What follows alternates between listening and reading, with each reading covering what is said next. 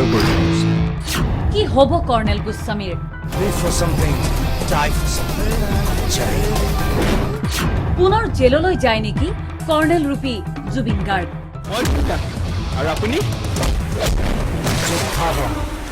গুণ্ডা নহয়। 2013 চনৰ 29 জুন এই দিনটোতে জোৰদত নিশা জুবিন গাৰ্গে চৰিয়াইছিল এটি কিশোৰক আৰু এই ঘটনাই পৰৱৰ্তী সময়ত তীব্ৰ প্ৰতিক্ৰিয়াৰ সৃষ্টি কৰিছিল ৰাজ্যজুৰি। মোৰ পুত্ৰ এই যে গায়ক এজন আছে জুবিন গাৰ্গ, তেওঁৰ অকণমান ফেন। কালি নিশা 8টা চাৰে 8টামান বজাত তেওঁলোকে জোনালী পথত জুবিনক দেখিলেগৈ আৰু যিহেতু ফেন দুইজনে গৈ আগবাঢ়ি হেণ্ডশ্বেক কৰি জুবিন দা বুলি মাত লগাওঁতে জুবিন গাৰ্গে গুৰুতৰভাৱে প্ৰহাৰ কৰিছে। তাৰপিছত এই জুবিন গাৰ্গ বোলা ব্যক্তিজনে PSক কৈছে যে ইহঁতকেইটাক ভৰা গাড়ীত উঠা। কিশোৰক ৰাজহুৱা স্থানত মাৰধৰ কৰাৰ অভিযোগত চাৰ্জশ্বিটত অভিযুক্ত হৈছিল জুবিন গাৰ্গ। জুবিন গাৰ্গেও এই ঘটনাত প্ৰতিক্ৰিয়া প্ৰকাশ কৰি কৈছিল চিগাৰেট সেৱন কৰাৰ বাবেহে কিশোৰজনক চৰিয়াইছিল তেওঁ। এইটো আচলতে অকণ ঘটনাটো দুখজনক, মোৰ নিজৰো বেয়া লাগিছে। সৰু ল'ৰা 17 বছৰ বয়স আৰু আচলতে মোকে লগ কৰিবলৈ আহিছিলে আৰু তেওঁৰ লগত আৰু এজন তেওঁৰ বন্ধু আছিলে। কিন্তু মোৰ এটা কথাত বেয়া লাগিলে মানে কি তেওঁ চিগাৰেট খাই ধোঁৱা উৰাই আছিলে মোৰ সন্মুখত। হয়, মই বাৰে বাৰে মই ইংগিত দি আছো যে চিগাৰেটটো পেলোৱা তুমি। চিগাৰেটটো নেপেলোৱাত মই লাষ্টত সুধিলো তোমাৰ বয়স কিমান? মই 17 বছৰ বয়স।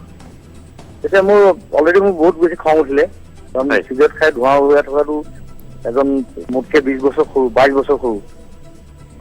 সেই কথাত মোৰ খং উঠি পেলাই মই চাপৰ এটা মাৰি দিলোঁ। সমগ্ৰ ঘটনাৰ তদন্ত কৰি গীতানগৰ আৰক্ষীয়ে দাখিল কৰিছিল চাৰ্জশ্বিট। এই চাৰ্জশ্বিটৰ ভিত্তিতেই চলা গোচৰটোৰ সাক্ষীবাদী আৰু শুনানিৰ প্ৰক্ৰিয়া সমাপ্ত হ'ল মঙলবাৰে।